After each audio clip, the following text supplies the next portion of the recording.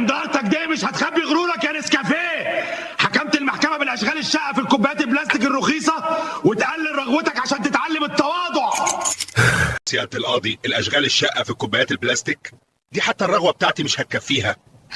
أنا مكاني في الكوبايات الكريستال مش البلاستيك الرخيص. يا قهوة يلي كل ما نتكلم تفور وتغلي، حكمت المحكمة بالحبس الانفرادي في كنكة نحاس لحد ما تبرد أعصابك وتفوق.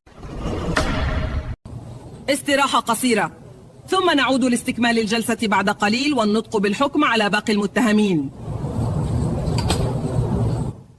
زبادي يا صاحب القلب اللي ما يتزحزحش، براءة يا ابني، وتطلع من هنا على التلاجة، بس ما تنساش دورك في صحة الجهاز الهضمي.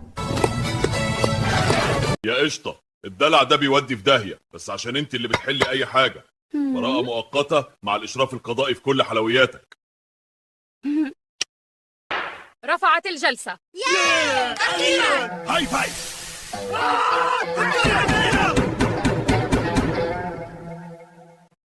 ايه رأيكم في احكام النهارده؟ تفتكروا مين اللي يستاهل يدخل قفص الاتهام بكره؟ اكتبوا لي في التعليقات واختاروا المتهم الجديد. رمضان كريم عليكم ملوك وملكات مطبخنا الملكي. لو عجبكم الفيديو ما تنسوش الاشتراك واللايك.